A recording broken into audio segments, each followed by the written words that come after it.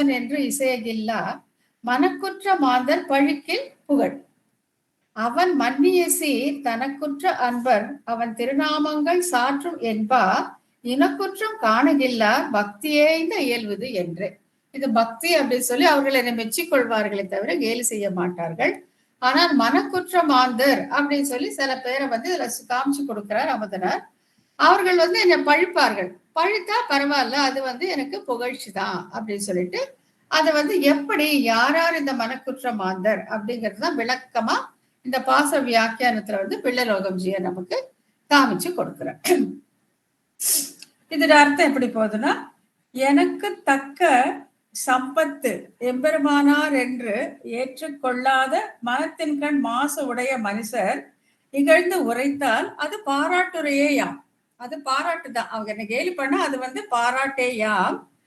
அந்த எம்பெருமானாரிடம் பொருந்திய குணங்களுக்கு தக்க அன்புடையவர்கள் பக்தி பொருந்திய முயற்சி இது என்ற காரணத்தினால் அவன் எம்பெருமானாருடைய திருநாமங்களை சொல்லும் என்னிடம் குற்றம் காண மாட்டார்கள், காண இயலாதவர்கள் ஆவார்கள் அப்படின்ட்டு சொல்றாங்க. அதாவது சில பேர் என்னை மனக்குற்றம் உள்ள மாந்தர் அப்படின்னு சில பேர் காமிச்சு கொடுக்குற அவர்கள் என்னை கேலி பண்ணுவாங்க. என்னை இகழில் அது எனக்கு புகழே ஆகும். ஆனால் இது என்னுடைய அன்பை பார்த்தவர்கள், எம்பெருமானாரிடத்தில் நான் கொண்ட பக்தியை பார்த்தவர்கள் இது பக்தியின் இயல்பு என்று என்னை மெச்சிக்கொள்வார்களே தவிர என்னை இகழ மாட்டார்கள் அப்படின்னு ஒரு தீர்மானத்துக்கு இவர் மேற்கொண்டு எம்பெருமானாரை பற்றி பாட துவங்குகிறார். இதுல மணவாள மாமன்கள் அருளி செய்த உரை அது என்னன்னா, எம்பெருமானார் தம் உள்ளமாக தம் திருவுள்ளமாக தம்மை ஆட்கொண்ட பின்பு அவன் திருநாமங்களை சொல்லலாம் என்று தீர்மானித்தார். யாரு? எம்பெருமானாருடைய திருநாமங்களை நாம் சொல்லலாம் என்று தீர்மானித்தார். அமுதனார் அதை குற்றமற்று செய்யாமல் போனால் குற்றம் பார்ப்பவர்கள் நிந்திப்பார்களே என்று எண்ணி பின்வாங்கினார். அட ஏதோ ஒரு தப்பு தெரிஞ்சோ தெரியாமலோ நான் அதுல பண்ணிட்டாக்க இதை குற்றம் கண்டுபிடிப்பதற்கென்றே சில பேர்கள் இருப்பார்கள் இல்லையா? அவர்கள் என்னை நிந்திப்பார்களே, என்னை கேலி செய்வார்களே, என்னை பழிப்பார்களே அப்படின்னு பின்வாங்கிறார். பிறகு தானே தன்னை சமாதானம் செய்து கொண்டு ராமாந்திர திருநாமங்களை பாட துவங்குகிறார். அவங்க சில பேர் இதுதான் இருந்துட்டு போட்டும், அவங்க பழிச்சா அதுவே எனக்கு புகழ் அப்படின்னு நினைச்சிட்டு அமுதனார் மேற்கொண்டு ராமாந்திரனுடைய பெருமையை பாட துவங்குகிறார். என்னுடைய ஆத்மஸ்வரூபத்திற்கு மிகவும் ஏற்ற செல்வம் எம்பெருமானார் தான். ஆத்மாவுக்கு மிகவும் ஏற்றதுதான் ஆச்சாரிய நிஷ்டை தான் அப்படின்னு பார்த்தோம் இல்லையா? ஆகையால எம்பெருமானார் தான் எனக்கு உற்ற செல்வம், என் ஆத்மாவுக்கு ஏற்ற செல்வம் அவர் தான். ஆகையால அவரை பாடப் போகிறேன் என்று ஏற்காத தீய மனதை உடையவர்கள் என்னை நிந்தித்தால் அதுவே என்னை அவர்கள் புகழ்ந்ததாகும். அவர்கள் என்னை கேலி பண்ணாலோ திட்டினாலோ எழுந்து பேசினாலோ அதுவே எனக்கு புகழ், அதுவே எனக்கு புகழ் ஆகும். அவருடைய நித்தியமான கல்யாண குணங்களில் ஈடுபட்டவர்கள் அமுதனார் பாசகங்கள் பக்தியோடு கூடியவை என்று அவருடைய திருநாமங்களை சொல்லும் என்னுடைய சந்த சமூகத்தினுடைய குற்றத்தை காண மாட்டார்கள். நான் எந்த சந்தஸ்ல எழுதியிருக்கேனோ, எந்த வார்த்தைகளை யூஸ் பண்ணியிருக்கேனோ, எந்த எழுத்துக்களை நான் பிரயோகப்படுத்திருக்கேனோ அதை பார்த்து ஆஹா அமுதனாருடைய பக்தியைந்த இயல்புது, அவருடைய இயல்பு இதுன்னு சொல்லி என்னை பாராட்டுவார்களே தவிர குற்றம் காண மாட்டார்கள். ஆகையால் நான் எழுத துவங்குகிறேன் என்று பாட துவங்குகிறார். இயல்பு அப்படின்னா பிரவருத்தி, இயல்பிது என்றது இயல்பை உடையது என்றபடி பக்தியே இந்த இயல்பிது என்று பாடமான போது இது பக்தியோடு கூடிய சொல் என்று கொண்டு யாரும் குற்றம் காண மாட்டார்கள் எனப்பட்டது.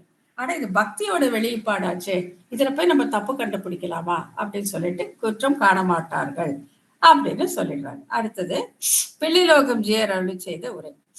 முன் பாசுரத்தில் எம்பெருமானார் தம்மை காரணமற்ற கருணையினால் ஏற்றுக்கொண்டதை கொண்டாடினார் அமுதனார்.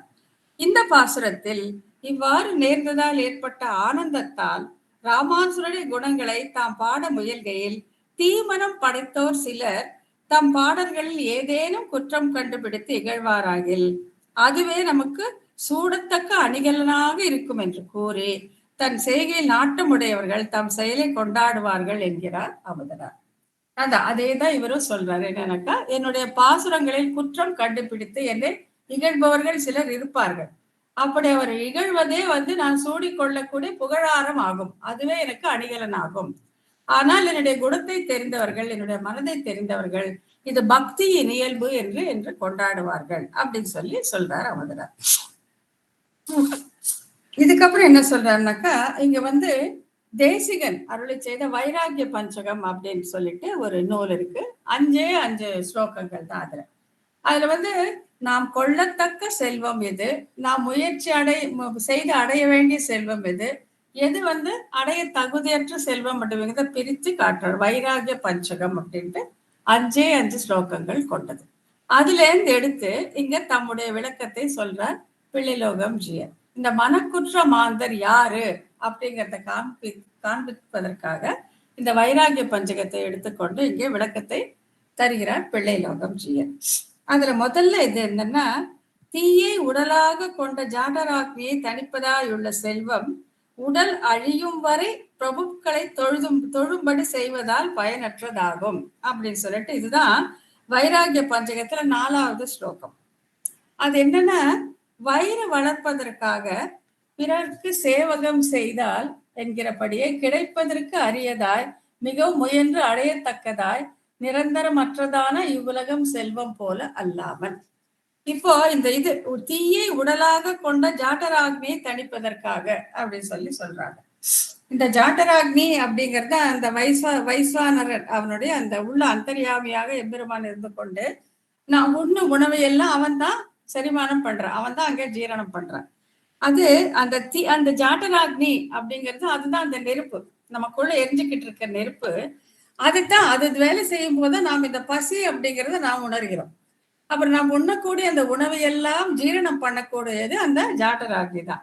அது வந்து தீயை உடலாக கொண்ட ஜாட்டராக்னி அப்படின்னு சொல்றார். பசி அந்த பசிக்காக நாம் உண்கிறோம். அந்த உணவை ஜீரணம் பண்ணக்கூடியது யாரு அப்படின்னு பார்த்தா தீயை உடலாக கொண்ட ஜாட்டராக்னி.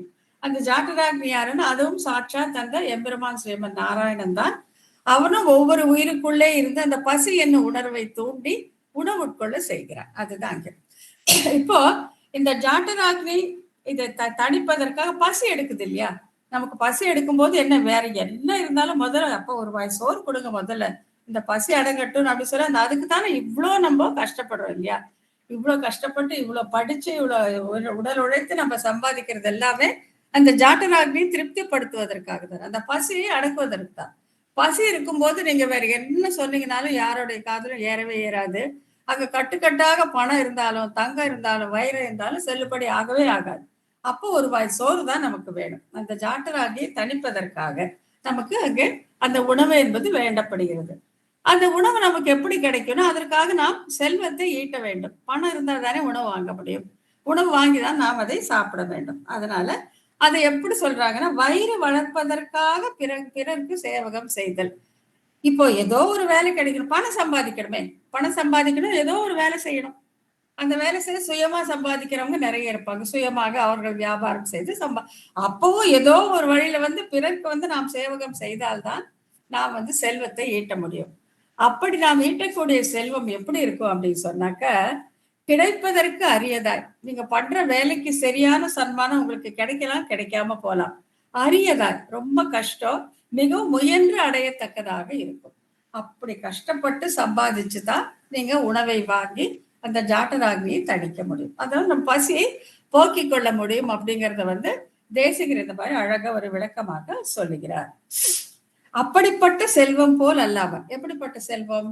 இந்த ஜாட்டராக்னியை தீயை உடலாக கொண்டு ஜாட்டராக்னியை தணிப்பதற்காக, அதாவது நம்ம பசி போக்கிக் கொள்வதற்காக சம்பாதிக்கும், உணவை வாங்குவதற்கு சம்பாதிக்கும் அந்த செல்வத்தை போல் அல்லாமல் என்ன பண்ணும்? பார்த்தனை மேன்மறியுரை செய்ததாய், கோவர்தன் மலையை தாங்கியதாய், நல்ல மனமுடையார்க்கு மகிழ்ச்சியை தருவதாய், சிறந்த சாதனமாய், அழிக்க முடியாததாய் உள்ள செல்வமே உண்மையாக செல்வமாகும் அப்படின்ட்டு வைராகிய பஞ்சகம் 4ல சொல்றார். யாரு? தேசிகர். எது செல்வம்னு சொல்றார்? இப்ப ஃபர்ஸ்ட் ஸ்லோகத்துல என்ன சொன்னாரு? இந்த மாதிரி வயிறு வளர்ப்பதற்காக பிறர்க்கு சேவகம் செய்து நாம் சம்பாதிக்கும் அந்த செல்வமானது அற்பமானதாய், கிடைப்பதற்கு அரியதாய், முயன்று பெரிய வேண்டியதாய், நிரந்தரமற்றதாக இருக்கும் அப்படின்னு சொன்னார். அதற்கு எதிர்த்தட்டாக நிரந்தரமான அந்த செல்வம் நமக்கு எது அப்படின்னு சொன்னாக்கா பார்த்தனை மேன்மையுரை செய்ததாய். பார்த்தனா அர்ஜுனன். அர்ஜுனுக்கு ஒரு மிகப்பெரிய மேன்மையை செய்தான். கோவர்தன மலையை தாங்கியதாய். அது யாரு? சாட்சாத் நம்ம கோவிந்தன். நல்ல மனமுடையாருக்கு மகிழ்ச்சியை தருவதாய். அவன் தெரிஞ்சுக்கிட்டவங்களுக்கு ரொம்ப சந்தோஷத்தை தரக்கூடியவன். சிறந்த சாதனமாய் இல்லையா? இப்ப இது எல்லாத்துக்குமே இந்த உலகம் செல்வம் வேண்டுமானாலும் மோட்சம் வேண்டுமானாலும் எது வேண்டுமாக நமக்கு சிறந்த சாதனமாக நாம் பற்றக்கூடியதாக இருக்கக்கூடிய சாதனம் யாருன்னாக்கா சாட்சாத் அந்த எம்பெருமான் தான். அழிக்க முடியாதாய் உள்ள செல்வமே உண்மையான செல்வமாகும். இது என்ன சொல்ல வர்றாருன்னா கிருஷ்ணன் தான் அந்த எம்பெருமான் ஸ்ரீமன் நாராயணனே நமக்கு அழிக்க முடியாத செல்வம், நமக்கு நிரந்தரமான செல்வம். ஆகையால் அழியக்கூடிய அந்த செல்வத்தை தேடுவதை விட்டு அழியாத செல்வமாகிய இந்த எம்பெருமானை நாம் பற்ற வேண்டும் அப்படின்னு சொல்லிட்டு இந்த வைராகிய பஞ்சகம் 4 அவர் சொல்றார். யாருன்னா தேசிகன் சொல்றார். அதுக்கப்புறம் இன்னொன்னு அதே மாதிரி என்னன்னாக்கா பார்த்தனுடைய தேருக்கு அலங்காரமாக அமர்ந்துள்ள செல்வம். எவ்வளவு அழகா ஒரு சிதை சொல்றாரு. என்னன்னா பார்த்தனுடைய தேர், அர்ஜுனன் போர் செய்ய தேரில் அமர்ந்த பொழுது அந்த தேருக்கே ஒரு அழகாக அதுக்கே ஒரு அலங்காரமாக அமர்ந்தவன் எவனோ அவனே நமக்குற்று செல்வம் அப்படின்னு சொல்றாங்க. தேசிகன் தம்முடைய வைராகிய பஞ்சகத்தில் இந்த 3 ஸ்லோகங்களால் உலக ஐஸ்வர்யத்தின் தாழ்ச்சியையும் பார்த்தன் தேர்தட்டில் அமர்ந்திருந்த கண்ணனே அடையத்தக்க செல்வம் என்றும் அருளி செய்கிறார். இந்த 3 ஸ்லோகங்களை தேசிகர் காமிச்சு கொடுக்கிறார். என்னன்னாக்கா இந்த நம்ம வயிறு வளர்ப்பதற்காக சம்பாதிக்கிற செல்வம் அழியக்கூடியது, கஷ்டப்பட்டு பெறணும், மற்றவர்களுக்கு சேவகம் செய்யணும், ஆத்மஸ்வரூபத்திற்கு ஏற்காதது எல்லாம் சொல்லிட்டு அப்ப சம்பாதிக்கக்கூடிய செல்வம் எது, நாம் அடையத்தக்க செல்வம் எதுன்னா கண்ணனே அப்படின்னு சொல்லிட்டு இந்த 2 ஸ்லோகங்கள் வாயில சொல்றார். ஒண்ணு கண்ணனுடைய பார்த்தனுடைய தேர்தட்டில் அலங்காரமாக அமைந்த அந்த செல்வம் தான் நாம் அமையத்தக்கது. அப்புறம் பார்த்தனை மேன்முறை செய்தது, கோவர்தமனையில எடுத்தது, மேன்மையானவர்களுக்கு செல்வமாக இருக்கக்கூடியது, இப்படி எல்லா கல்யாண குணங்களும் அமைந்த அந்த எம்பெருமானை நாம் தேடத்தக்க செல்வம் அப்படின்னு சொல்றார். அடுத்தது உன்னுடைய திருவடி தாமரைகளையே என் செல்வம் என்று ஸ்தோத்திர ரத்ன ஆளவந்தார் சொல்றார். ஆளவந்தாரும் அதையே சொல்றார். உன்னுடைய திருவடி தாமரைகளே என்னுடைய செல்வம். அதாவது இவங்க எல்லாம் சொல்ல வர்றது என்னன்னா இந்த வயிறு வளர்ப்பதற்காக, அதாவது வயிறு வளர்ப்பதற்குன்னு சொன்னா இந்த உலகியல் இன்பங்களை அடைவதற்காக, உலகியல் பெருமைகளை அடைவதற்காக நாம் கஷ்டப்பட்டு சம்பாதிக்கும் செல்வம் எல்லாம் நிரந்தரமானது அல்ல. கஷ்டப்பட்டு சம்பாதிக்கணும், மற்றவர்களுக்கு சேவகம் செய்யணும். ஆனா அங்கே சித்தமாக இருக்கக்கூடிய அந்த எம்பெருமான் என்னும் செல்வத்தை நாம் எளிதாக அடைந்து அதை நாம் அனுபவிக்கத்தக்க செல்வம், சம்பாதிக்கத்தக்க செல்வம் என்று சொல்கிறார்கள். உன்னுடைய திருவடி தாமரைகளே என்னுடைய செல்வம் என்று ஸ்தோத்திர ரத்தினத்திலே ஆளவந்தார் அருளி செய்கிறார். அப்புறம் அத்தகிரியின் உச்சியில் உள்ள பொருளான பாட்டன் பிரம்மன் ஈட்டிய செல்வம் எனக்கு இருக்கின்றது என்று வைராகிய பஞ்சகம் திருப்பியும் தேசிகன் சொல்ல அந்த வைராகிய பஞ்சகத்தை திருப்பி சொல்றாங்க. என்று அத்தகிரி அருளாளனே பாட்டன் சொத்து என்று தேசிகன் அருளி செய்கிறார். அத்தகிரி அப்படிங்கிறது காஞ்சி இல்லையா? காஞ்சிபுரத்துல அந்த சின்ன அந்த அத்தகிரிங்கிற அந்த மலை மேல இருக்கிறான் எம்பெருமான் வரதன் பேரருளாளன். அவன் ஈட்டிய செல்வம் யாருன்னாக்கா பிரம்மன். பாட்டன் ஈட்டிய செல்வம் பிரம்மன் செய்த யாகத்திலேருந்து தான் அந்த அத்தகிரி அருளாளன் வந்தான் இல்லையா? அந்த தீயிலேருந்து தான் அவர் வந்தார், அந்த யாகத்திலேருந்து தான் அவர் வந்தார். அதனால்தான் அவருக்கு ரொம்ப வேர்க்கும் அப்படின்னு சொல்லிட்டு திருக்கட்சி நம்பி இப்ப பார்த்தாலும் அவருக்கு ஆலவட்ட கைங்கிற பண்ணிக்கொண்டே இருப்பார் அப்படின்னு நமக்கு தெரியும் இல்லையா? அந்த மாதிரி அத்தகிரியின் உச்சியில் உள்ள பொருளான பாட்ட நீட்டி அந்த செல்வமே, அந்த அத்தகிரி அருளாளனே எனக்கு செல்வம், அதுதான் எனக்கு செல்வம் அப்படின்ட்டு இந்த வைராகிய பஞ்சகம். வைராகியம் அப்படின்னா விருப்பில்லாத ஒரு தன்மை.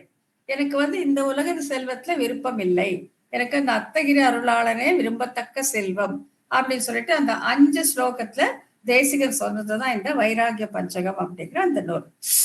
இவ்வளவில் காட்டப்பட்டது பிரதம பர்வமான எம்பெருமானை உபாய உபேயமாக பற்றுதல். இப்ப இதுல எல்லாம் நீங்க நம்ம பார்த்தாக்கா ஒண்ணு வைராகிய பஞ்சகம், இன்னொன்னு ஸ்தோத்திர ரத்னம். வைராகிய பஞ்சகத்துல தேசிகன் என்ன சொல்றாருனாக்கா இந்த உடல் வளர்ப்பதற்காக நாம் ஈட்டும் செல்வம் பயனிட்டதுன்னு காட்டிட்டார். அதுக்கு பதிலாக பார்த்தனுடைய தேர்தட்டிலே அமர்ந்திருக்கும் அந்த கண்ணனே பெரிய செல்வம் என்று சொன்னார். அப்புறம் இவர் என்ன சொன்னார், ஆளவந்தார் என்ன சொன்னார்னா உன்னுடைய திருவடி தாமரைகளே எனக்கு பெரிய செல்வம் அப்படின்னு ஸ்தோத்திர ரத்னம் சொல்லிட்டார். திருப்பி தேசிகன் சொன்ன இன்னொரு உதாரணம் என்னன்னா அந்த அத்தகிரி மலை மேலே இருக்கக்கூடிய என்னுடைய பாட்டனாகிய பிரமன் சம்பாதித்த அந்த சொத்து எனக்கு இருக்கிறது, அதுவே எனக்கு போதும் அப்படின்னு சொல்லிட்டு இது வரைக்கும் என்ன காமிக்கப்பட்டதுன்னாக்கா பிரதம பருவமான எம்பெருமானை உபாய உபேயமாக பற்றுதல். இந்த பிரதம பருவம் சரம பருவம் அடிக்கடி வரும் ராமானுஜன் நூற்றாண்டுல. பிரதம பருவமான முதல் முதல் முதல் விஷயம் முதல் விஷயம் என்னன்னாக்கா, அதாவது எம்பெருமானையே உபாய உபயோகமாக பற்றுவதில் முதல் விஷயம், முதல் படின்னு வச்சுக்கலாமே. அவனே உபாயம், அவனே உபயம் என்று பற்றுவது பிரதம பருவ நிஷ்டை அப்படின்னு. ஆச்சாரனை உபாய உபயமாக பற்றுவது சரம பருவ நிஷ்டை, லாஸ்ட். அதுக்கு மேல எந்த விதமான உபாயமும் கிடையவே கிடையாது அப்படின்னு சொல்லிட்டு, இப்ப என்ன இவரு பிள்ளைலோகம் ஜீயர் என்ன சொல்றாருன்னா, இது வரைக்கும் நம்ம சொன்னது இந்த இதுல வைராக பஞ்சகத்தில இருந்தும் ஸ்தோத்திரத்துல இருந்தும் சொல்லப்பட்ட உதாரணங்கள் என்னன்னு பார்த்தாக்கா, பிரதம பருவ நிஷ்டையிலே எம்பெருமானையே உபாய உபேயமாக பற்றுதல் காட்டப்பட்டது அப்படின்னு சொல்ல. அடுத்து இனி இந்த விஷயத்தில் சரம பருவமாய் இறுதியான நெறியாய் ஆன்மாவின் தன்மைக்கும் மிகவும் ஏற்றதாக இருக்கும் அந்த சரம பருவ நிஷ்டையை பத்தி சொல்ல ஆரம்பிக்கிறார். இது வரைக்கும் பிரதம பருவம் சொல்லிட்டாங்க, இனி சரம பருவம் சொல்றாரு.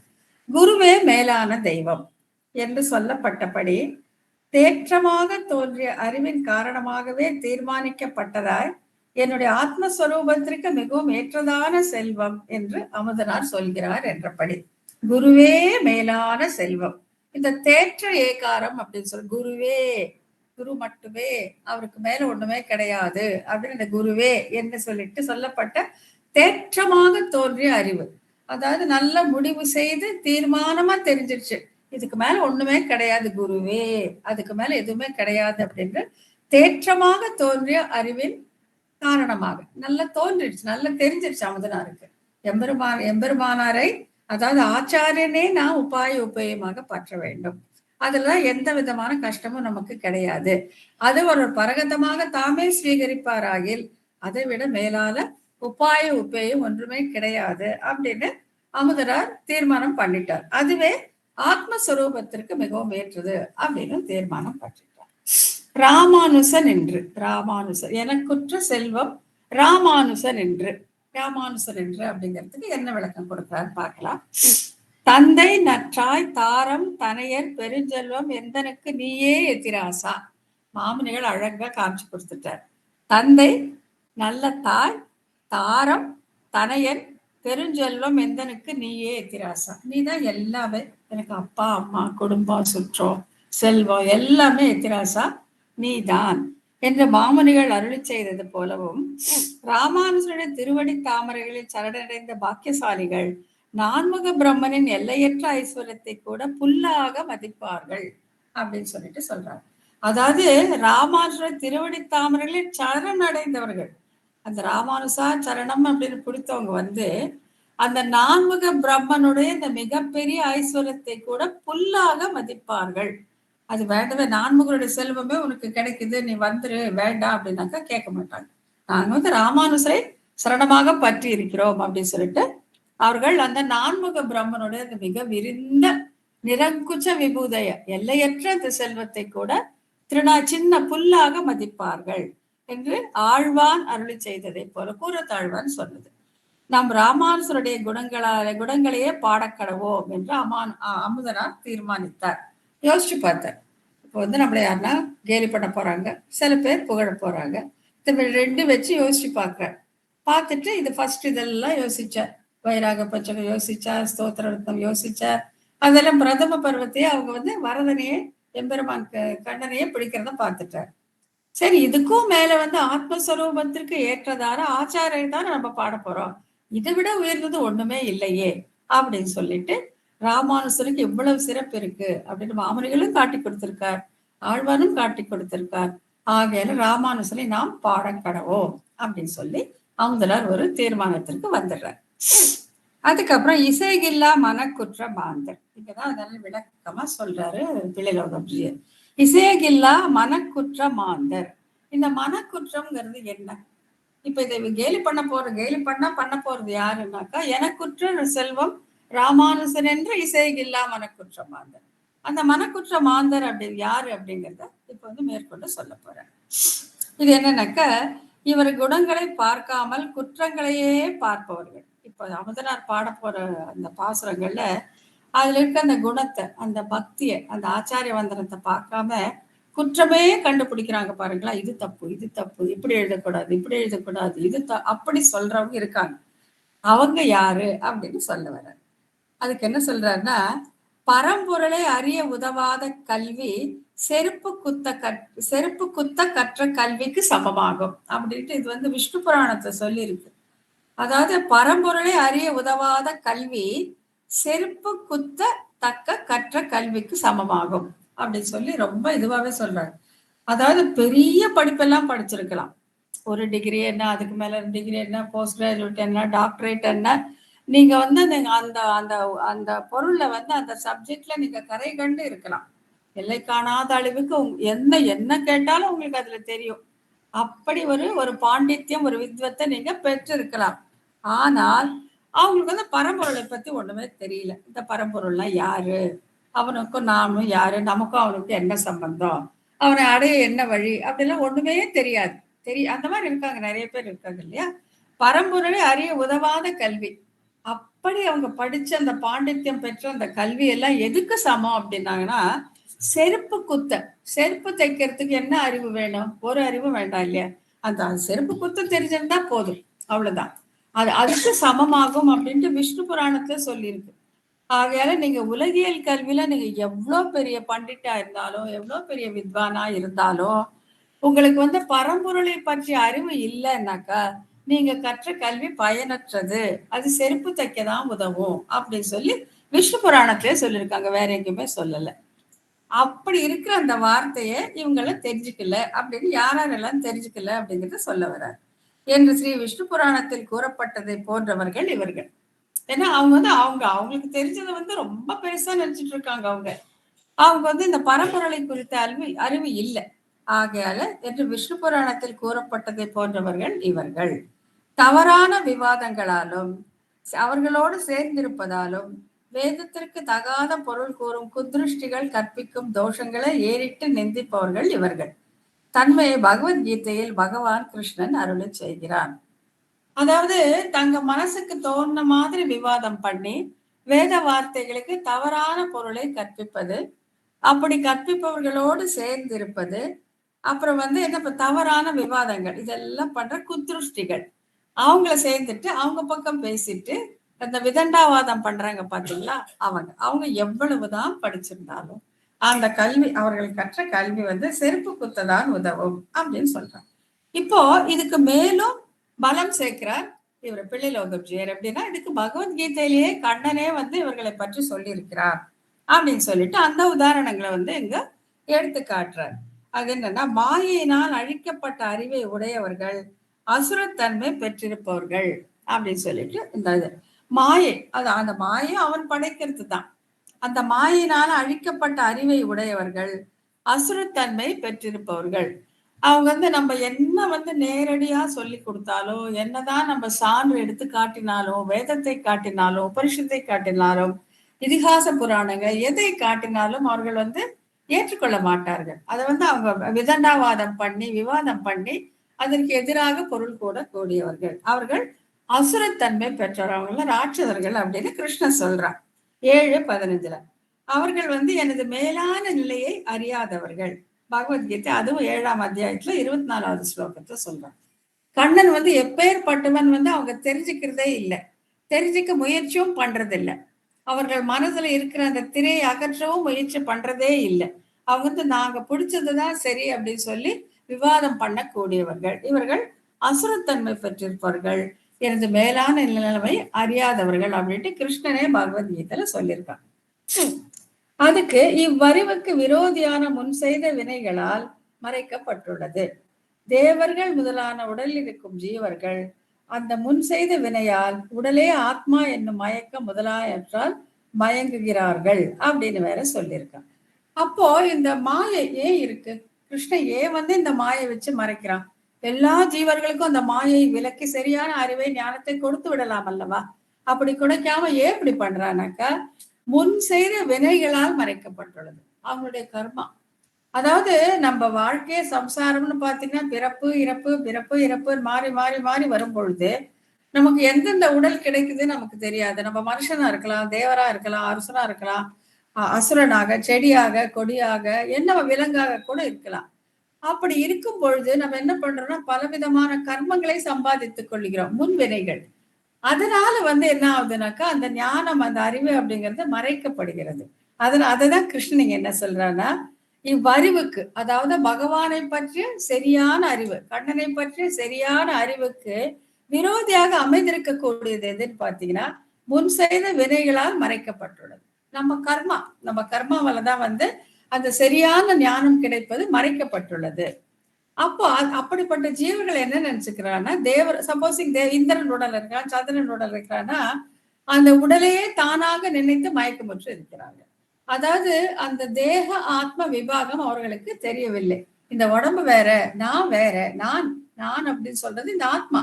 அது அணுவளவானது, அது உள்ளே இருக்கிறது, அதுதான் நம்ம செலுத்துகிறது, அது எம்பெருமானுக்கு அடிமைப்பட்டது. இதெல்லாம் தெரிஞ்சுக்காம நான் எந்த உடம்புல இருக்கேனோ அந்த ஆத்மா இதுதான் நான் தான் தேவன், நான் தான் மனுஷன் அப்படின்ட்டு அது மயங்கி இருக்கிறது. என்னும் முதலாவற்றில் மயங்கி இருக்கின்றார்கள். அந்த மயக்கத்தால் அவர்களுக்கு இவன் தான் பரம்பொருள் அப்படிங்கிற அறிவு மறைக்கப்பட்டிருக்கிறது. இவர்கள் தூக்கம், சோம்பல், கவனமின்மை ஆகியவற்றால் உண்டாவதான அந்த சுகம் தாமச சுகம் என்று சொல்லப்படுகிறது. அப்படிப்பட்டவங்க என்ன பண்ணுவாங்க, எப்ப பாரு சோம்பலா ஒரு பக்கம் இருக்கிறது, எப்ப பாரு தூங்கிட்டே இருக்கிறது, கோபமா இருக்கிறது, யார் என்ன பேச வந்தாலும் கேட்கறது இல்லை. இதுக்கு என்ன சொல்றதுன்னா தாமச சுகம் அப்படின்னு பேர். எல்லாத்துக்குமே கிருஷ்ணன் 3 குணங்களை அடிப்படையாக வச்சு சொல்றாரு இல்லையா, ராஜசம், தாமசம், சத்வம். அது ராஜச சுகம் உண்டு, தாமச சுகம் உண்டு, சத்வ சுகம் எல்லாமே உண்டு. இப்படிப்பட்டது தாமச சுகம் அந்த தமோ குணத்தால் ஏற்பட்டது அப்படின்னு சொல்றான். புல்லியர்களாய் ஆத்மஸ்வரூபத்தை முழுவதும் அறியாதவர்கள் என்று காட்டித் தருகிறார். இப்படிப்பட்டவங்கதான் என்ன மனக்குற்ற மாந்தர் அப்படின்னு இங்க அமுதனார் கொண்டாடுறார் அப்படின்னு பிள்ளைலோகம்ஜியை நமக்கு காட்டி கொடுக்கிறார். மனக்குற்ற மாந்தர் யாரு அப்படின்னாக்கா, இந்த ஆத்மஸ்வரூபம் மறைக்கப்பட்டு பகவான் யார் என்பதும் அறிந்து கொள்ளாமல் இப்படி இவர்கள் மாயைக்கு உட்பட்டிருப்பதற்கு காரணம் என்னன்னா, அவர்கள் முன்பு செய்த அந்த கர்ம வினை, அவர்கள் செய்த பாவத்தால் அவர்கள் மறைக்கப்பட்டு தமோ குணம் மேலோங்கி, அதனால தூக்கம், சோம்பல், கோபம் வேற்றிற்கு ஆட்பட்டு அவர்கள் அப்படி இருக்கிறார்கள். இவர்களுக்கு நீ என்ன சொன்னாலும் மறிக்க போறதே இல்லை. அப்படிப்பட்டவர்கள் என்னுடைய பாசுரங்களிலே குற்றம் கண்டுபிடித்து என்னை இகழ்வாராக அது எனக்கு புகழ்தான் அப்படின்னு அமுதனார் சொல்றார். இப்படிப்பட்டவர்கள் தம்முடைய பாசுரங்களை இகழ்வாராகில் அது தமக்கு புகழை சேர்க்கும் என்பது அமுதனார் திருவுள்ளம். இவங்க எதுக்கும் பிரயோஜனம் இல்லாதவங்க, ஆனா இருக்காங்க, இவங்க திட்டா திட்டிட்டு போட்டோம், இவங்க கேலி பண்ணா பண்ணிட்டு போட்டோம் என்று விளக்குகிறார். அப்படி நினைச்சார் அமுதனார் அப்படின்ட்டு பிள்ளைலோகம்ஜியர் இங்கே விளக்கம் தருகிறார். தம்முடைய பாசுரங்களை வேறொரு காரணத்திற்காகவும் இகழக்கூடும் என்கிறார் அமுதனார். அவர் எவ்வளவு ஆழமா போறார் பாருங்க.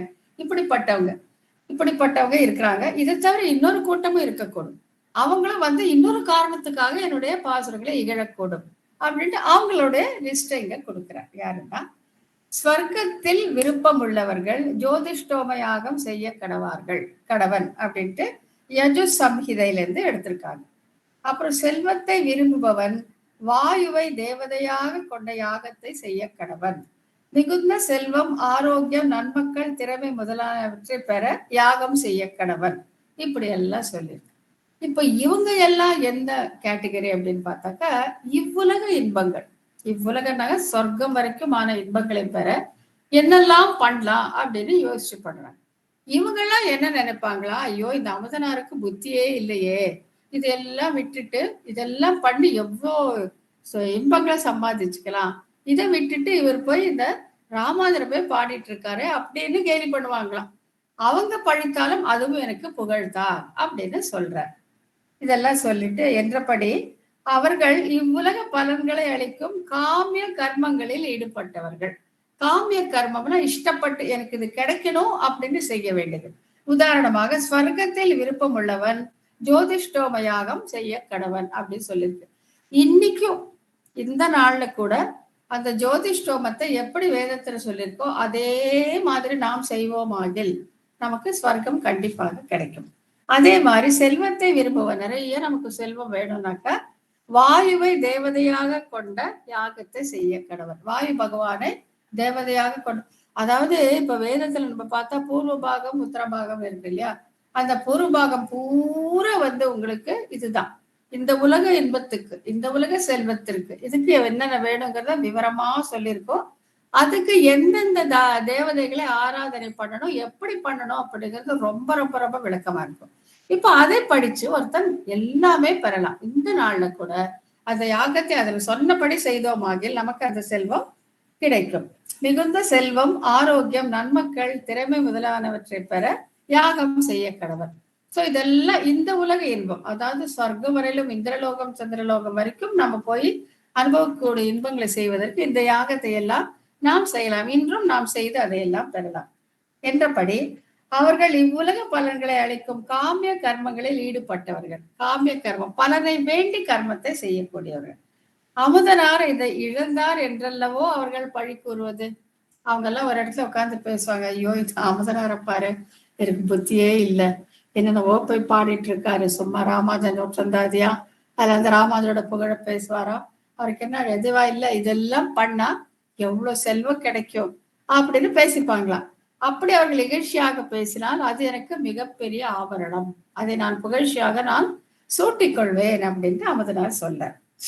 அர்ஜுனா, வேதங்களில் உள்ள ஸ்வர்க்கம் முதலான பலன்களை பற்றிய பேச்சுக்களில் ஈடுபட்டவர்களா யாதொரு வார்த்தையை மிகவும் பேசுகின்றார்களோ அவர்கள் அந்த ஸ்வர்க்கத்தை காட்டிலும் சிறந்த பலன் வேறு இல்லை என்று கூறும் சிற்றறிவாளர்கள். இது அர்ஜுனனுக்கு பகவத்கீதையில கிருஷ்ணன் உபதேசம் பண்றான். என்ன சொல்றான்னா, அதாவது அவங்க இதெல்லாம் இதுதான் ரொம்ப பெருசுன்னு நினைக்குவாங்க. ஸ்வர்க்கம், இந்திரலோகம், சந்திரலோகம், இவ்வுலக இன்பங்கள், இவ்வுலகத்துல என்ன வேணும் உனக்கு? செல்வம் வேணுமா, நன்மக்கள் வேணுமா, புகழ் வேணுமா, என்னென்ன வேணும், எல்லாத்துக்குமே வேதத்துல இருக்கே. இதெல்லாம் விட்டுட்டு என்னத்துக்கு நம்ம இதை விட மேலான மோட்சம்னு சொல்றாங்களே, அதை நம்ம எதுக்குதான் ஆசைப்படணும் அப்படின்னு அவங்க அதை பார்த்து அந்த பக்கமே போக மாட்டாங்களாம். இதையே பண்ணி இங்கேயே நம்ம மேலும் மேலும் செல்வத்தை சம்பாதிச்சு மேலும் மேலும் பதவிகளில் உயர்ந்து இங்கேயே இருக்கலாம் அப்படின்னு இருக்கக்கூடியவர்கள். அவர்கள் என்ன பண்ணுவாங்கன்னா, அவர்கள் இந்த ஸ்வர்க்கத்தை காட்டிலும் சிறந்த பலன் வேறு இல்லை என்று கூறும் சிற்றறிவாளர்கள். அவர்களுக்கு நிரந்தர இன்பமான அந்த அந்தமில் பேரின்பம் என்னங்கிறது அவங்களுக்கு தெரியவே தெரியாது. இப்ப அவங்க என்ன பண்ணுவாங்க, அவங்க எல்லாம் அமுதனாரை பார்த்து இகழ்ச்சியாக பேசுவார்கள். இவ்வளவு இருக்கே, இதெல்லாம் பண்ணாம ஏன் அமுதனார் போய் இந்த சரம பருவ நிஷ்டைன்னு வச்சுட்டு அழறாரு அப்படின்னு சொல்லிட்டு அவரை கேலி பண்ணுவாங்க அப்படிங்கிறதுக்கு பகவத்கீதையில இருந்து ஒன்னு எடுத்து காட்டுறாங்க.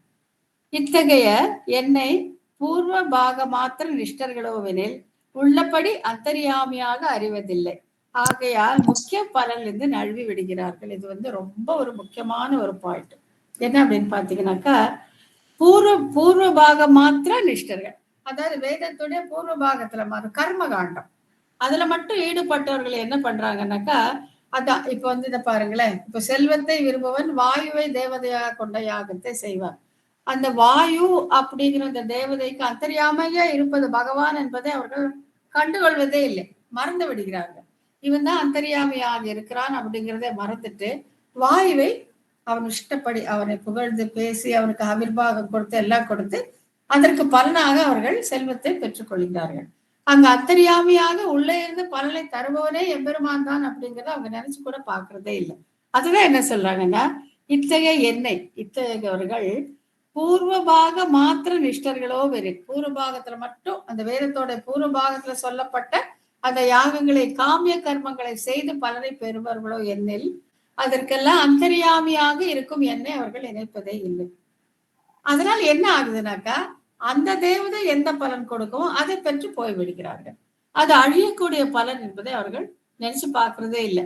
அந்தரியாமியாக இருக்கும் எம்பெருமானை நேராக வணங்கினால் எல்லையற்ற இன்பம் நிறைந்த அந்த மோட்சம் கிடைக்குமே என்பதை அவர்கள் அறியவே இல்லை அப்படின்னு சொல்றாங்க. இத்தகைய என்னை பூர்வபாக மாத்திர நிஷ்டர்களோ உள்ளபடி அந்தரியாமியாக அறிவதில்லை.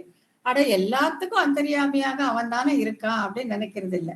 அவன் ரொம்ப கெட்டிக்கார. அவன் என்ன பண்றான்னா, இப்ப வாயு தேவதை கும்பிடுறா இல்ல ஜோதிஷ்டோம யோகம் பண்ணும்போது அது எது உடலாக இருக்கிறதோ, இப்ப வாயுவை உடலாக கொண்ட தேவதைன்னு சொல்றாங்க இல்லையா, இப்ப இந்த வாயு உடலாக கொண்ட தேவதை வணங்கும் பொழுது அந்த உள்ளதான் எம்பெருமான் இருக்கான். இருந்தாலும் இவன் யாகம் பண்றவன் கேட்டது என்ன, வாயு தேவதை உபாசனை பண்ணி நிறைய செல்வம் வேணும்னு கேட்டான். அதை மட்டும் கொடுத்துருவான். அதை மட்டும் கொடுத்துட்டு அந்தரியாமியாக இருக்கும் தான் எது தர வேண்டுமோ அதை தரமாட்டான். அதுதான் இந்த யாகத்துல எல்லாம் இருக்கக்கூடிய கஷ்டம் தான். அது அந்தரியாமியாக எம்பெருமான் தான் இருக்கிறான், அவன் தான் நிரந்தரமான பலனை தரக்கூடியவன் அப்படி என்பதை இவர்கள் தெரிந்து கொள்வதே இல்லை. ஆகையால் முக்கிய பலனில் இருந்து நழுவி விடுகிறார்கள். பிறப்பற்ற நிலையை அடைவதிலிருந்து அவர்கள் நழுவி விடுகிறார்கள். மோட்சத்தை அடைவதிலிருந்து நழுவி விடுகிறார்கள்.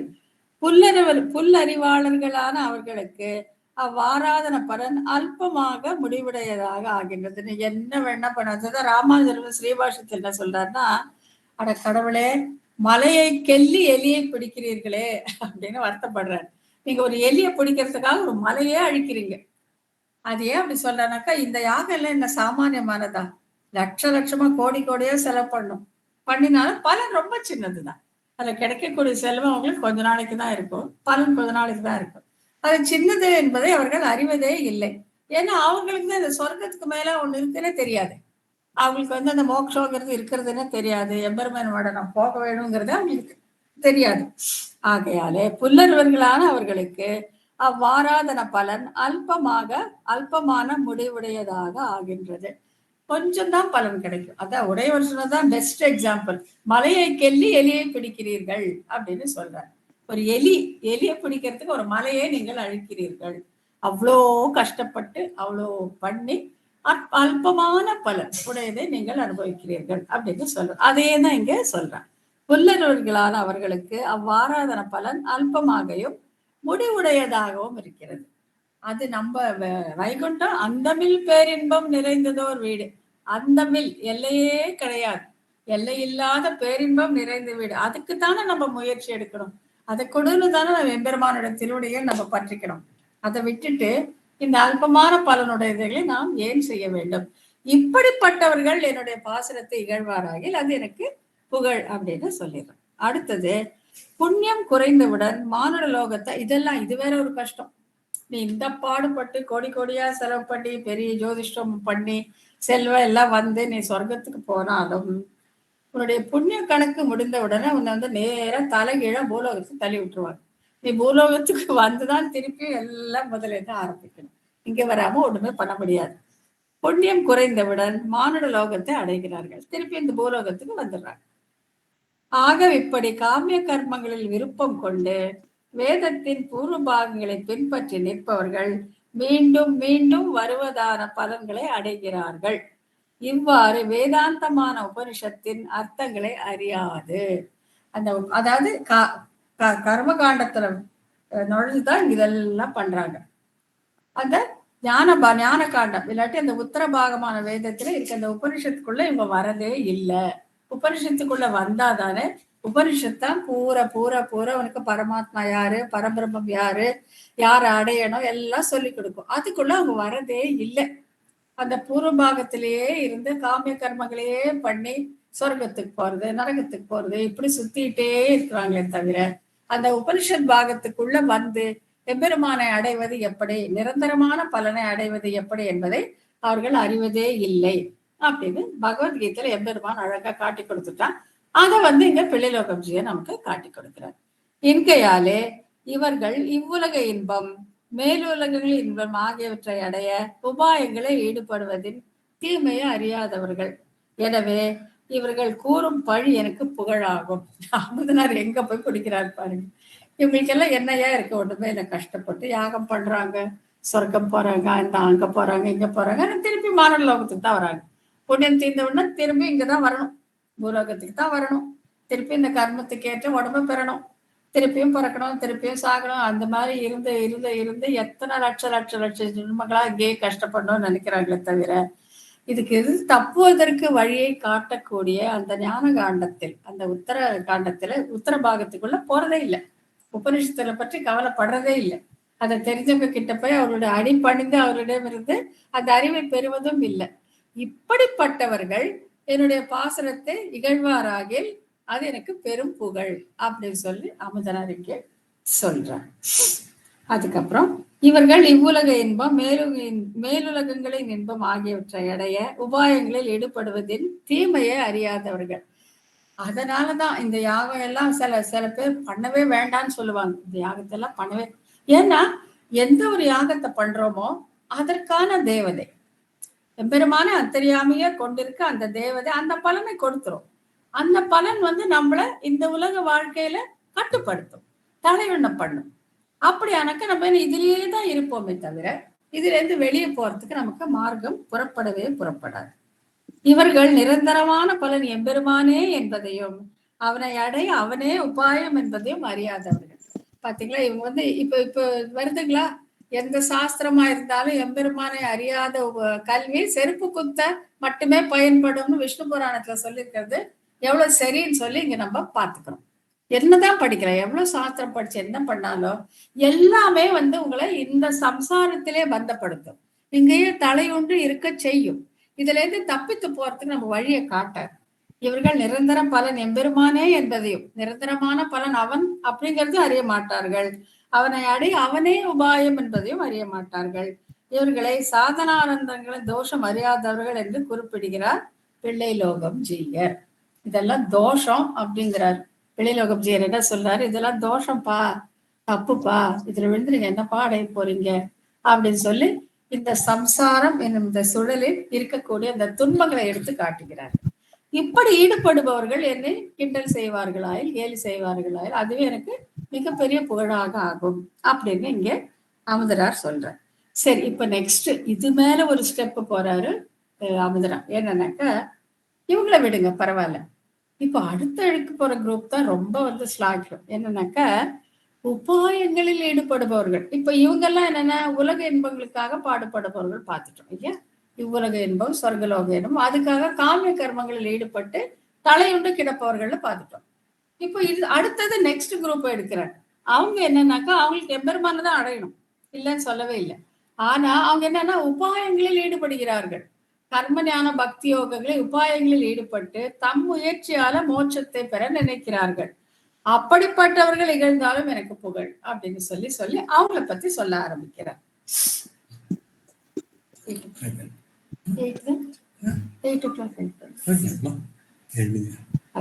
அப்ப சரி, இவர்களை விடலாம். அடுத்து வீடு பேற்றிற்காக எம்பெருமானை உபாயமாக பற்றியவர்கள் மோட்சம் தவிர வேறு பலன்களில் ஆசையற்று தூய்மையானவர்களாய் கர்ம யோகத்திலோ ஞான யோகத்திலோ பக்தி யோகத்திலோ ஈடுபடுபவர்கள் சரணாகதி செய்தவனின் கோடியில் ஒரு பங்குக்கு ஒப்பாகார்கள் அப்படின்ட்டு சரணாகதியுடைய மேன்மையை எடுத்து சொல்கிறார்கள்.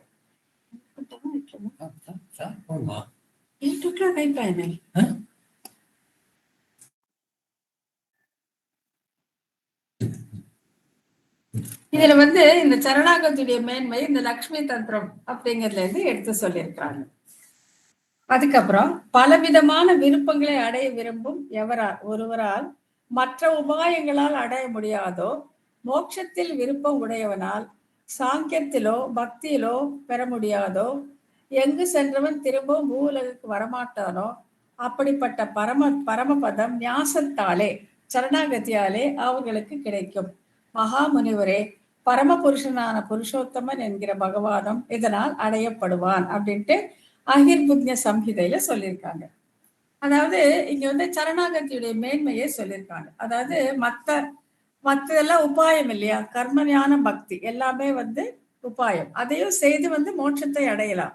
அதை எங்க சென்றால் மீண்டும் பூவலுக்கு திரும்பி வர மாட்டானோ அப்படிப்பட்ட பரமபதம் ஞாசத்தாலே சரணாகதியாலே எளிதாக அடையப்படுகிறது அப்படின்ட்டு இந்த ரெண்டு உதாரணத்திலும் இந்த கர்ம ஞான பக்தி யோகத்தை காட்டிலும் எப்படி வந்து சரணாகதி ஞாசம் அப்படின்னா விடுவது, பூர்வம் விடுவது, சரணாகதி வந்து விடுவது, மற்ற உபாயங்களை வேரோடு விட்டு உன்னையே நான் சரணமாக பற்றுகிறேன் என்று இருப்பது, அதுதான் இந்த ஞாசம் அல்லது சரணாகதி என்று சொல்லப்பட்டிருந்த போதிலும் பகவானை பற்றியவர்களுக்கு இருக்கக்கூடிய ஐயம் இவ்வாறு விளக்கப்படுகிறது. இப்ப இந்த இதுல வந்து கர்மஞான பக்தி யோகத்துல வந்து இல்ல சரணாகத்தில வந்து என்னன்னா பகவானையே உபாயமாக பற்றுது, பிரதம பருவ நிஷ்டை அப்படின்னு வச்சுக்கலாம். மோட்ச பலன் கிடைக்குமோ கிடைக்காதோ என்கிற ஐயம் உண்டு எம்பெருமானை அச்சுதனை சேவிப்பவர்களுக்கு அப்படின்ட்டு சாண்டல்ய ஸ்மிருதியில சொல்லியிருக்கு. என்கையாலே பலன் கிடைப்பதில் ஐயம் ஏற்படலாம், இவர்கள் குற்றம் கூறினால் ஏற்கத்தக்கது. அதாவது பிரதம பருவ நிஷ்டர்கள் குற்றம் சொன்னா பரவாயில்லை அப்படின்னு சொல்லி இங்க சொல்றார். எப்படின்னாக்க இப்ப இவர்கள் வந்து இந்த பகவானை பற்றினால் இது கிடைக்குமோ கிடைக்காதோ, மோட்சம் கிடைக்குமோ கிடைக்காதோ என்கிற ஐயம் இருக்கும் அப்படின்னு சொல்றாங்க. ஏன் அப்படின்னா எம்பெருமான் வந்து சர்வ சுதந்திரன், அவர் வந்து தன்னை சரணடைந்தவனை மோட்சத்திலே வைத்தாலும் வைக்கலாம், இல்ல மீண்டும் பிறவியிலே வைத்தாலும் வைக்கலாம். ஆகையால இப்படி இகப்பர சுகங்களுக்காக உபாயங்களில் ஈடுபடவர்களை காட்டிலும் எம்பெருமானை வீடு பேற்றிற்கு உபாயமாக பற்றியவர்கள் சிறந்தவர்கள். ஆனாலும் எம்பெருமான் சர்வ சுதந்திரன் ஆகையால் அவர்கள் விரும்பும் பலனாகிய வீடு பேறு கிடைக்காமல் போகலாம். இவர்கள் குற்றம் கூறினாலும் அது எனக்கு புகழே என்கிறார். சோ முதல்ல என்ன சொல்லிட்டாரு? ஸ்வர்க்கம் முதலிய பலன்களில் ஈடுபட்டவர்கள் என்னை குற்றம் கூறினால் அது எனக்கு புகழ் சொல்லிட்டார். அடுத்தது எம்பெருமானை உபாயமாக பற்றியவர்கள், கர்மஞான பக்தி யோகமாகட்டும் இல்ல சரணாகதி ஆகட்டும், எம்பெருமானை உபாயமாக பற்றியவர்கள் குற்றம் கூறினாலும் பரவாயில்லைன்ட்டார். ஏன்னா எம்பெருமானை உபாயமாக பற்றும் பொழுது மோட்சம் கிடைக்குமோ கிடைக்காதோ அப்படிங்கிற அந்த ஐயம் இருக்கும். ஏன்னா அவன் சர்வ சுதந்திரன்.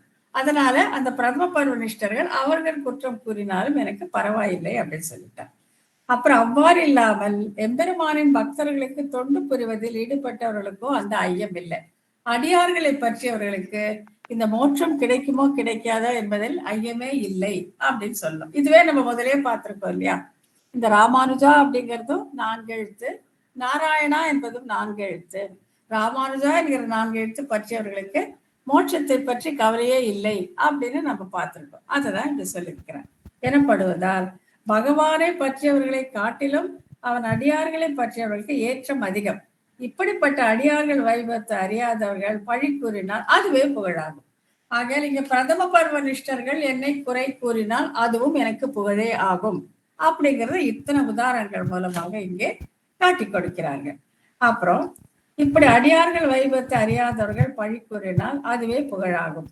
ஞான அனுஷ்டானமே நன்றாகவே உடையான குருவை அடைந்த கால் மாநிலத்தீர் தேனார் கமல திருமாமகள் கொழுடன் தானே வைகுந்தம் தரும் அப்படின்னு உபதேச ரத்ன மாலையில உய்ய நினைவுண்டாகில் உன் குருக்கள் தம் பதத்தை வையும் அதனை இந்த மாநிலத்தில் மெய்யுரைக்கேன் பையரவின் மாயன் பரமபதம் உங்களுக்காம் கையில் எங்கு நெல்லிக்கனி என்று சொல்லிப்பட்ட விஷயத்தை அல்லவோ அவர்கள் பழிக்கிறார்கள், அதுவே புகழாக முடியும் அப்படின்ட்டு இந்த உபதேச ரத்ன மாலையிலேருந்து 2 பாசங்களை எடுத்து உதாரணமாக காட்டுறாங்க. அதாவது அடியார்களிடத்தில் ஈடுபட்டவர்களுக்கு எம்பெருமான் தானே வைகுண்டம் தரும், அது கையிலங்கு நெல்லிக்கனியாக இருக்கும் அப்படின்ட்டு அடியார்களுடைய பெருமையை இங்க மாமனிகள் சொல்லியிருக்கார். அப்படிப்பட்ட விஷயத்தை அல்லவா இவர்கள் பழிக்கிறார்கள். யாரு? இந்த பிரதம பருவ நிஷ்டர்கள் பழித்தாலும் அது எனக்கு புகழே ஆகும் அப்படின்னு சொல்லிக்கிறார். சரணாகதியில் ஊன்றியுள்ள ஸ்ரீ வைஷ்ணவ பெரியோர்களுக்கு உலகில் திளைத்தவர்களின் புகழ்ச்சியானது இகழ்ச்சியாகும், இகழ்ச்சியானது புகழாகும் என்று கூறுகிறார்கள்.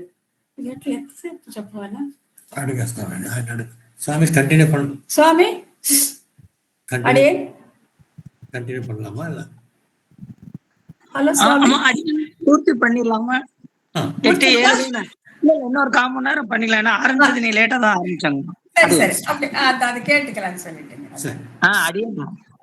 ஆனா அதனால இது வரைக்கும் யாரெல்லாம் பழிக்கில் புகழ் அப்படின்னு சொல்லி அமுதனார் சொன்னாருன்ட்டு ஜியர் காமிச்சு கொடுக்குறாருன்னு பார்த்தாக்கா, முதல்ல ஸ்வர்க இது வேதத்தின் பூர்வ பாகத்துல ஈடுபட்டு அழியக்கூடிய பலன்களை கேட்பார்கள் பழித்தான் புகழ் சொன்னார்.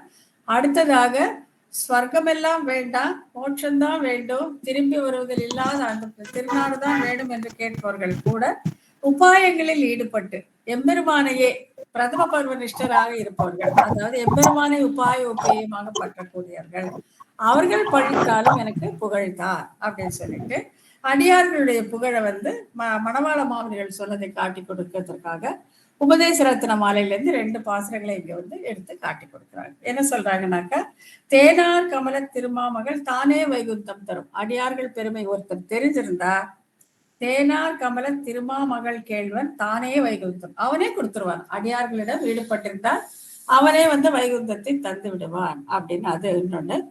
இது இந்த மோட்சம் உங்களுக்கு கையிலங்கு நெல்லிக்கனி, அடியார்களிடம் ஈடுபட்டிருந்தால் மோட்சம் உங்களுக்கு கையிலங்கு நெல்லிக்கனி அப்படின்னு சொல்லி காமிச்சு கொடுத்திருக்கிறார்.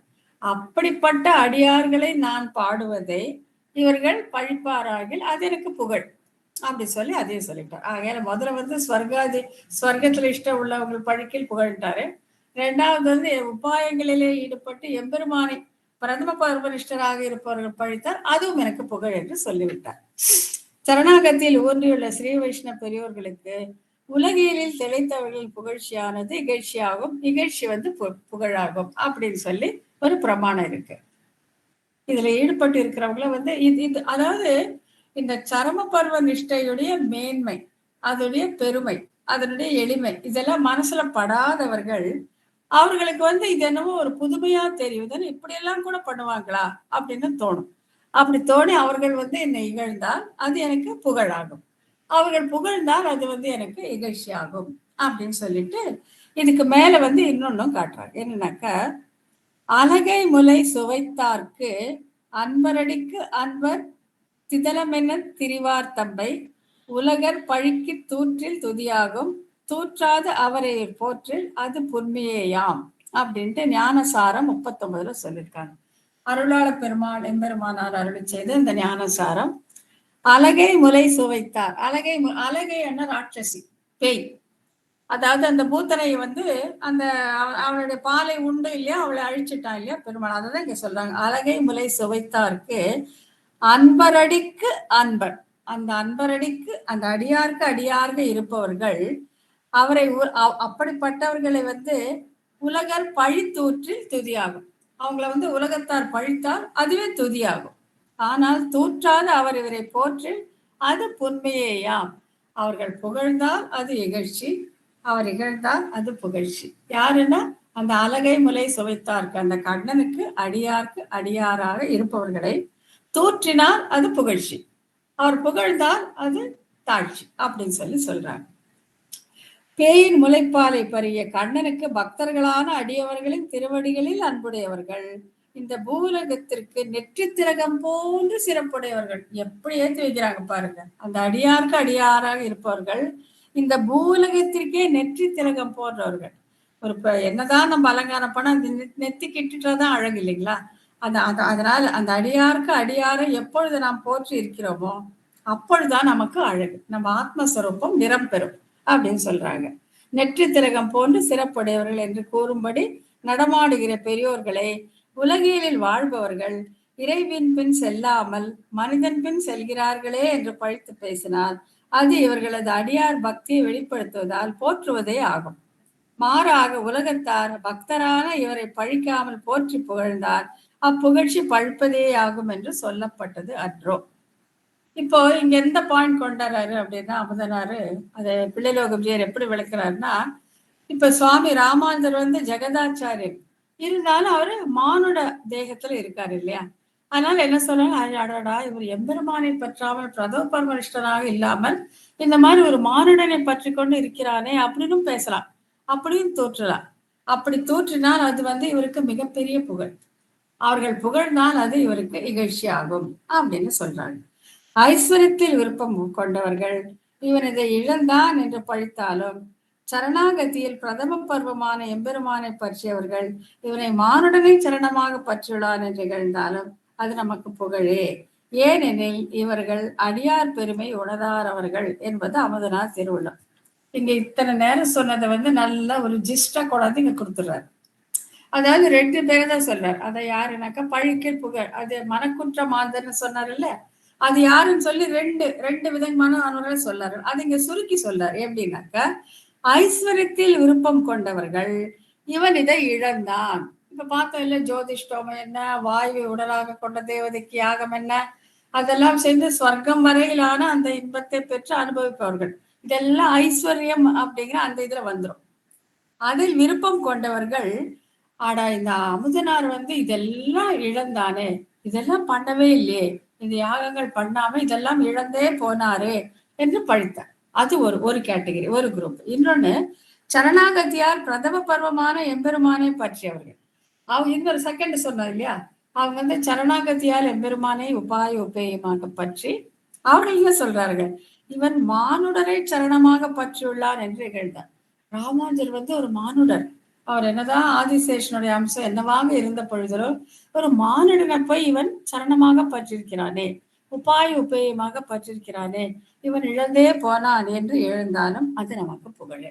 சோ இப்ப நல்ல அப்படி எல்லாம் கொண்டாந்து சாரமா இங்க கொடுத்துட்டார். என்னன்னா 2 விதமானவர்கள் இகழ்ந்தால் எனக்கு புகழ்கிறார். மனக்குற்றம் வந்து 2 வகை. யாருன்னா ஒருத்தர் வந்து ஸ்வர்க்கம் எல்லாம் வேணுங்கிறதுக்காக செய்பவர்கள், காமிய கர்மத்திலே ஈடுபட்டவர்கள். அவர்கள் வந்து ஐயையோ அமுதனார் இந்த யாகங்களை எல்லாம் செய்யாமல் இந்த உலக இன்பங்கள் எல்லாம் இழந்தாரே என்று இழந்தால் அது புகழ். அதே இன்னொரு கேட்டகரி யாருன்னாக்கா, சரணாகதி பண்ணி எம்பெருமானையே உபாயோபேயமாக பற்றின பிரதம பர்வனிஷ்டர்கள். அவர்கள் வந்து அடடா இவன் வந்து ஒரு மனுஷனை பற்றி இருக்கானே, ராமாந்திரம் பற்றி இருக்கானே அப்படின்னு நிகழ்ந்தால் அதுவும் எனக்கு புகழே. இப்படிப்பட்டவர்கள் என்னை புகழ்ந்தால் அது எனக்கு இகழ்ச்சி, அவர் இகழ்ந்தால் அது எனக்கு புகழ். இவர்கள் அடியார் பிரிவை உணர்ந்தாரவர்கள் என்பது அமுதனார் திருவுள்ளம் என்று வியாக்கியானம் செய்து அருளுகிறார் பிள்ளை லோகம் ஜியர். இப்ப புரிஞ்சிருச்சுங்களா? ரெண்டு, இந்த மனக்குற்ற மாந்தர் அப்படிங்கிறதுக்கு ரெண்டு குரூப்பை காமிச்சு கொடுக்குறாங்க. ஒண்ணு வந்து ஸ்வர்க்கத்தில் விருப்பம் உள்ளவர்கள், இன்னொரு வந்து பிரதம பருவ நிஷ்டர்கள், எம்பெருமானை உபாயோபயமாக பற்றியவர்கள். அவர் மன்னிய சீர் தனக்குற்ற அன்பர். அவன் வாஷாண்டுகள் ஆகிற வனத்தில் பரவிய காட்டுத்தீ போன்றவரும், சார்வாக மதத்தினராகிய மலைகளுக்கு இடி போன்றவரும், பௌத்தர்களாகிய இருளுக்கு இரவி போன்றவரும், ஜைனர்களாக யானைகளுக்கு சிங்கம் போன்றவரும், மாயாவதிகளாக சர்ப்பங்களுக்கு கருடன் போன்றவரும், ஸ்ரீ ரங்கநாதனுடைய ஸ்ரீரங்க ஸ்ரீயை வளர்த்தவருமான இந்த ராமானுஜர் முனிவர் ஒப்புயர்வற்ற சான்றோராக திகழ்கின்றார் அப்படின்ட்டு நாட்டி பஞ்சகம் அப்படிங்கிறது சொல்லியிருக்கு. ரொம்ப அழகா சொல்லியிருக்காங்க. இது என்னெல்லாம் சொல்லியிருக்காங்கன்னாக்கா, பாஷாண்டிகளாகிய வனத்தில் பரவிய காட்டுத்தீ போன்றவர். பாஷாண்டிகள் அப்படின்னா வேதத்துக்கு தவறான பொருளை கூறப்பவர்கள். அவர்களுக்கு காட்டு தீ, அவர்களை ஒரு காடு மாதிரி இருந்தா அதை தீ போல அழிக்கக்கூடியவர் ராமானுஜர். சார்வாக மதத்தினருக்கு மலைகளுக்கு இடி போன்றவர். சார்வாகர்கள் அப்படின்ற அந்த மதத்திற்கு இடி போன்றவர்கள், அந்த மலை போன்றவர்களுக்கு இடி போன்றவர். அப்புறம் இருளுக்கு, எந்த இருளுக்கு? ஜைனர்கள் என்னும் பௌத்தர்கள் என்னும் இருளுக்கு இரவி போன்றவர், சூரியனை போன்றவர். அந்த ஜைனர்கள் என்ற அந்த இருட்டுக்கு சூரியனை போன்றவர். அப்புறம் ஜைனர்களாக யானைகளுக்கு சிங்கம் போன்றவர். அப்புறம் மாயாவாதார்களாக சர்ப்பங்களுக்கு கருடன் போன்றவர். இப்படி ஸ்ரீ ரங்கநாதனுடைய ஸ்ரீரங்க ஸ்ரீயை வளர்த்த உருவான இந்த ராமானுஜ முனிவர் ஒப்புயர்வற்ற சான்றோராக திகழ்கின்றார் அப்படின்னு நாட்டி பஞ்சகத்தை சொல்லியிருக்கேன். அப்படிப்பட்ட எம்பெருமானாருடைய புகழை நான் பாடப் போகிறேன். இதை வந்து இந்த மனக்குற்ற மாந்தர்கள் அப்படின்னு நான் சொன்னவர்கள், அவர்கள் அதை தாழ்ச்சியாக பேசினால் அது எனக்கு புகழே ஆகும். அவர்கள் புகழ்ந்து பேசினால் எனக்கு தாழ்ச்சியே ஆகும். ஆகையால் எனக்கு இதை பத்தி கவலையே இல்லை அப்படின்ட்டு. அப்புறம் மன்னியசி, நிரந்தரமானவையாய் இயல்பானவையாய் யதிபதியே ஒருவரால் படைக்கப்பட்டதாய் குற்றமற்ற வேதங்களாலே அறியத்தக்க அனைத்து கல்யாண குணங்களுக்கும் இருப்பிடமாக நித்யா திவ்யாத்ம ஸ்வரூபத்தை உடைய சர்வேஸ்வரன் இப்பொழுதே இங்கே இந்த இடத்திலேயே மானிடர்களுடைய கண்களுக்கு இலக்காகும்படி கோயிலிலே பெரிய பெருமாளாக திருவவதரித்து கைங்கரைகளை உகப்போடு ஏற்றுக்கொள்ள விருப்பம் கொண்டுள்ளான். அந்த எம்பெருமானை தேவரீர் இட்ட வழக்காக இருப்பதால் தேவரரை அண்டை இருப்போரின் பாவங்களை போக்குவதில் அவனுக்கு வருத்தம் உண்டோ? அவன் உம் அடியார்களின் பாவங்களை கருத்தில் கொள்ள மாட்டார். அப்படியே அவன் உம்மை அண்டினோருக்கு பாவங்களை கருத்திலே கொண்டாலும் தேவரையுடைய புருஷகாரத்தால் ஆச்சரியத்தை ரட்சிப்பதில் சமர்த்தரன்றோ அப்படின்ட்டு எச்ராஜ வம்சத்துல சொல்லியிருக்காங்க. அதாவது இந்த ஸ்ரீரங்கநாதனே வந்து உடையவரிட்ட வழக்கு, அதனால்தான் உனக்கு உடையவர் அப்படின்னு பெயர் கொடுத்ததே ஸ்ரீரங்கநாதன் தானே. இந்த உபய விபூதியும் உம்முடைய நிர்வாகத்திலேயே இருக்கட்டும் அப்படின்னு சொல்லியிருக்காங்க. அப்படிப்பட்டவர் வந்து உங்களிடத்துல விருப்பமாக கைங்கரியத்தை ஏற்றுக்கொள்ளக்கூடியவராக இருக்கிறார். யாரு? ஸ்ரீரங்கநாதன். அப்படிப்பட்டவர் உங்களுடைய பரிந்துரை இருக்கும் பொழுது எங்களை கைவிடுவானா? விடவே மாட்டான். அப்படி விட்டாலும் நீங்க இருக்கீங்களே, நீங்க இடையிலே நின்று எம்மை காப்பாற்றுவதில் சமர்த்தர் என்றோ. அப்படி நீங்க இருக்கும் போது எங்களுக்கு என்ன பயம் அப்படின்ட்டு அந்த அடியாருக்கு அடியாரை பற்றுதலாகிய எம்பெருமானை பற்றுவதில் உள்ள அந்த மேன்மையை இந்த எச்சிராத விம்சத்தி 17 மாமனிகள் அருளி செய்கிறார் என்று மணவாள மாமனில் அருளி செய்த ஸ்லோகத்தில் சொல்லப்பட்டபடி ஞான சக்தி முதலான கல்யாண குணங்களை உடைய எம்பெருமானாரிடம், அப்படிப்பட்ட எம்பெருமானாராய்த்தான் நான் பாடப்போகிறேன்.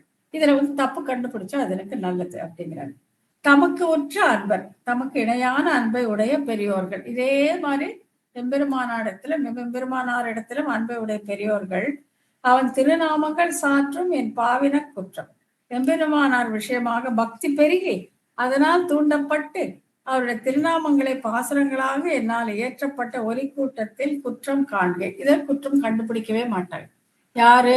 எம்பெருமானாருக்கும் அடியவராக இருக்கக்கூடியவர்கள் என்னுடைய பாசுரங்களிலே குற்றம் காண மாட்டார்கள். அவன் திருநாமங்கள் சாற்றும் என் பாவின குற்றம். அவருடைய திருநாமங்களை சொல்ல முயலும் என்னுடைய ஒலிக்கூட்டங்களில் குற்றம் காண மாட்டார்கள், காணகில்லார்.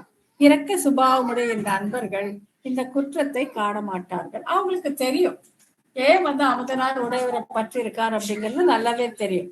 அந்த பக்தி பெருக்கால அவர்கள் பாசுரங்களை ஏற்றுகிறார் என்பதும் தெரியும். அதனால அவர்கள் அதில் குற்றம் காணவே மாட்டார்கள். குற்றம் காண திறமற்றவர்கள். அறிவிலிகள் தம்முடைய ஞான இன்மையால் இவன் உலக பலன்களை துறந்தான் என்றும் பாசுரங்களை சிறப்பின்றி சொன்னான் என்று காணும் தோஷங்களை இவர்கள் தன்னிடத்தில் அன்பு உடையவர்கள் காண மாட்டார்கள். இதற்கு காரணம் யாதெனில் பக்தியேந்த இயல்பு இதென்றே.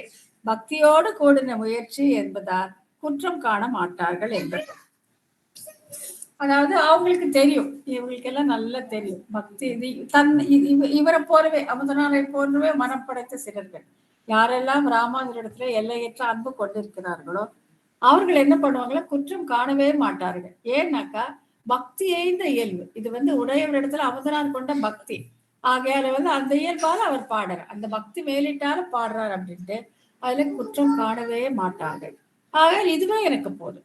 இப்படிப்பட்ட அடியார்கள் என்னிடத்தில் குற்றம் காணாமல் இருந்தால் அதுவே போதும். முன்ன சொன்ன அந்த மனக்குற்ற மாந்தர்கள் பழித்தால் அதுவே எனக்கு புகழ்.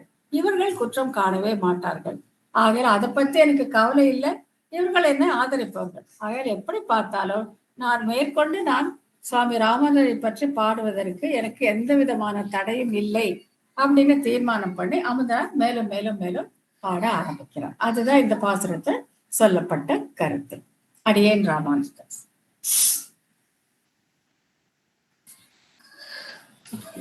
அடியேன் ராமானுஜதாஸ். அடியேன் சுவாமி.